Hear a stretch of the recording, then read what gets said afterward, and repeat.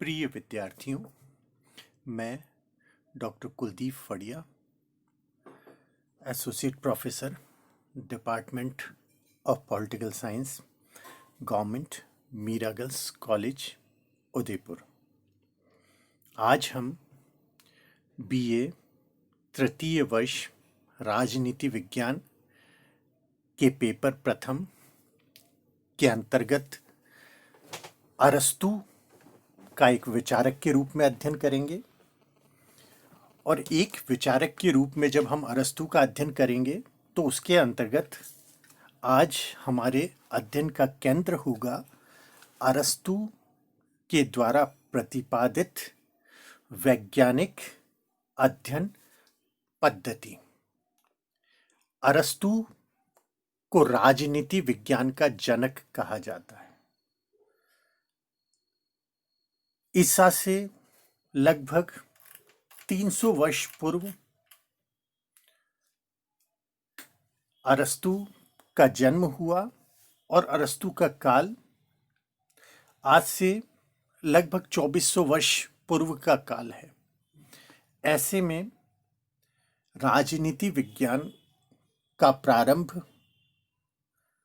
हम अरस्तू से इसलिए मानते हैं क्योंकि अरस्तू ने राजनीति विज्ञान को नैतिकता एवं अन्य शास्त्रों से अलग करके एक विज्ञान के रूप में स्थापित किया और राजनीति विज्ञान को वैज्ञानिक अध्ययन पद्धतियों का प्रारंभिक स्रोत प्रदान किया। अरस्तू के द्वारा ही राजनीति विज्ञान के प्रति वैज्ञानिक दृष्टिकोण अपनाया गया। अरस्तू ने अपने महान ग्रंथ द पॉलिटिक्स में सर्वप्रथम पर्यवेक्षण तुलनात्मक पद्धति का सहारा लिया। इसके साथ ही अरस्तू ने 158 देशों के संविधानों का अध्ययन भी किया। राजनीति विज्ञान को स्वतंत्र विज्ञान का स्वरूप प्रदान करना अरस्तू की सबसे महत्वपूर्ण देन है। प्लेटो के अनुसार राजनीति और नीति शास्त्र परस्पर संबंधित है। अरस्तू ने राजनीति को नीति शास्त्र से अलग किया और राजनीति विज्ञान की शुरुआत की। अरस्तू ने ही सर्वप्रथम राजनीति विज्ञान को विज्ञान के रूप में प्रतिपादित और प्रतिष्ठित किया।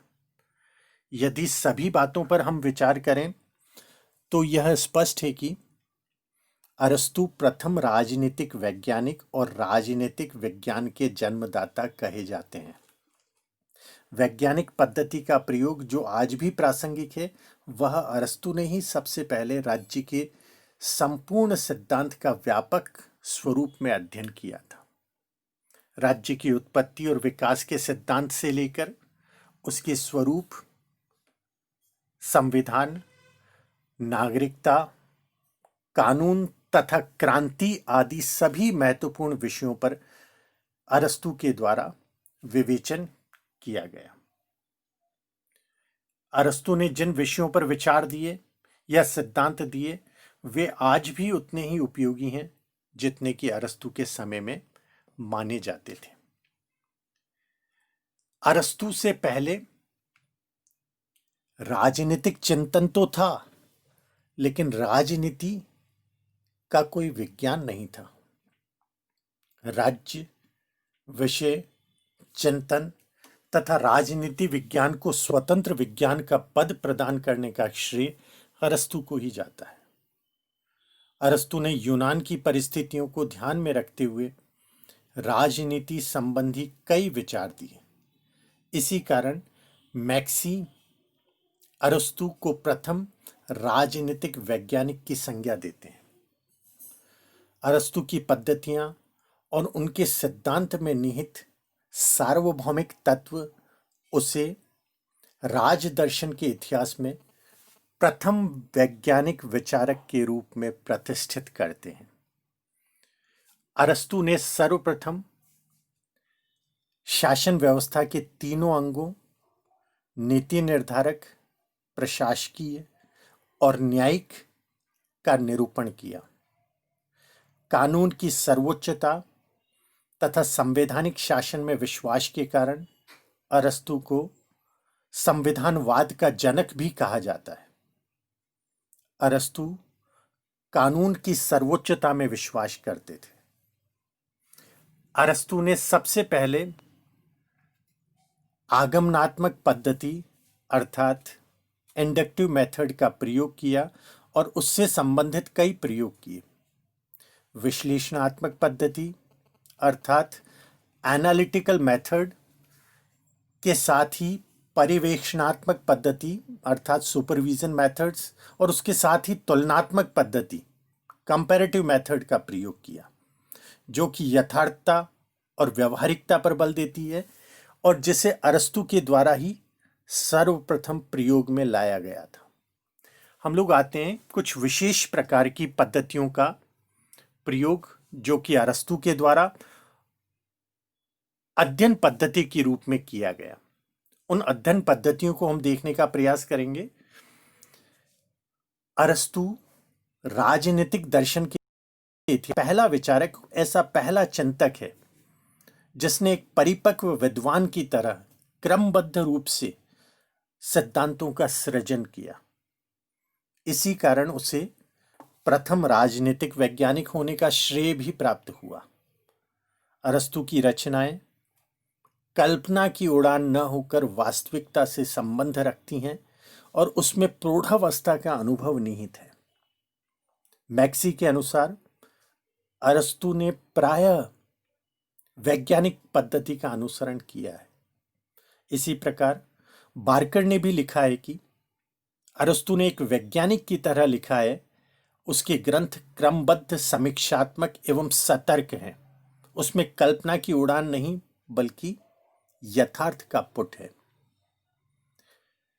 अरस्तु ने अपनी पारिवारिक पृष्ठभूमि के कारण बचपन से विशेष घटनाओं और तथ्यों के निरीक्षण के आधार पर प्राप्त अनुभवों का पूरा लाभ उठाया और सामान्य सिद्धांत कायम करने में सफल रहे। उसने अपने चिंतन में जीव विज्ञान और वैज्ञानिक पद्धति में जो अभिरुचि दिखाई वह उसके पारिवारिक वातावरण की ही देन है। अतः उसके वैज्ञानिक अनुभव उसे विरासत में प्राप्त हुआ था, जिस पर उसने अपना लेखन कार्य आधारित किया। जो अध्ययन पद्धतियां हम अरस्तु की देखते हैं, उसके चिंतन में अनुभव करते हैं, वो कुछ अध्ययन पद्धतियों का हम विस्तार से उन्हें जानने का प्रयास करेंगे कि वे कौन कौन सी पद्धतियां हैं जो अरस्तु ने अपने विषयों में, अपने ग्रंथों में, अपने अनुभवों के आधार पर उनका प्रयोग अपने सिद्धांतों में किया है। पहली पद्धति उसके द्वारा प्रतिपादित की गई है और वह है आगमनात्मक पद्धति। आगमनात्मक पद्धति का अरस्तु ने सर्वप्रथम राजनीति विज्ञान में अध्ययन करते समय प्रयोग किया है। यह पद्धति विशेष से सामान्य की ओर बढ़ती है। इसमें घटनाओं का सामान्यीकरण किया जाता है और अरस्तु ने भी घटनाओं को देखकर उनका विश्लेषण करके उनका सामान्यीकरण किया। बार्कर ने अरस्तु की आगमनात्मक पद्धति के बारे में एक स्थान पर लिखा है, इस अध्ययन पद्धति का सार यह है कि सबसे पहले निरीक्षण करना तथा संबंधित आंकड़े एकत्रित करना और जिसका उद्देश्य था प्रत्येक विचार्य विषय का कोई सामान्य सिद्धांत खोज कर निकालना। अरस्तु ने इस पद्धति का प्रयोग तथ्यों के निरीक्षण, संग्रहण, समायोजन, तुलनात्मक अध्ययन और उसके आधार पर निष्कर्ष निकालने में किया है। अतः अरस्तु दृश्यमान जगत, मतलब जो दृश्य हमें जगत में दिखाई देता है, उसके वास्तविक पदार्थों को अर्थात वास्तविक तथ्यों को अपने विचार का आधार बनाते हुए स्थूल और सूक्ष्म की ओर बढ़ता चला जाता है। दूसरी अध्ययन पद्धति जो कि अरस्तु के द्वारा प्रतिपादित की गई, वह है विश्लेषणात्मक अध्ययन पद्धति। अरस्तु की पद्धति विश्लेषणात्मक भी है। इस पद्धति के अंतर्गत किसी विषय या वस्तु के निर्माणकारी अंगों को अलग करके उनका अध्ययन किया जाता है।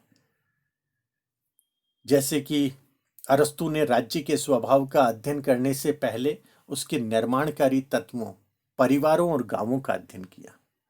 जीवन का अध्ययन करने के लिए अरस्तु ने जीवन के 3 भागों, पौष्टिक, संवेदनशील और बौद्धिक में बांटकर सामान्य सिद्धांत की खोज की।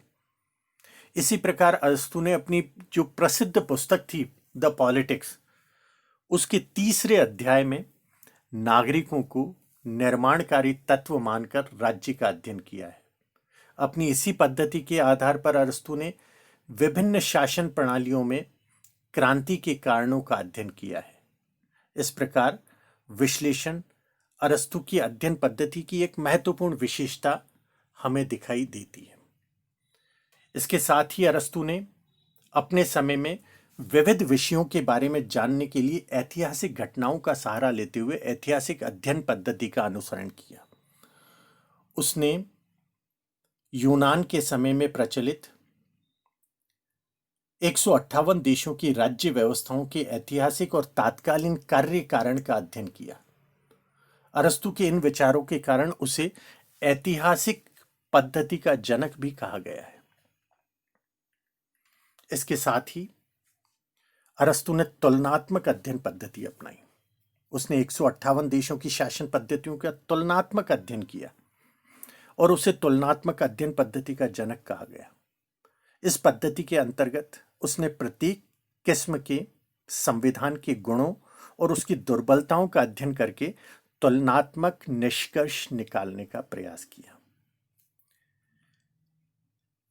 अगर हम निष्कर्षतः अरस्तु की अध्ययन पद्धति को देखें, उसको अनुभव करें, उसका विश्लेषण करें, तो ये कहा जा सकता है कि अरस्तु ने अनुभव मूलक तथ्यों पर आधारित वैज्ञानिक पद्धति का प्रयोग किया है।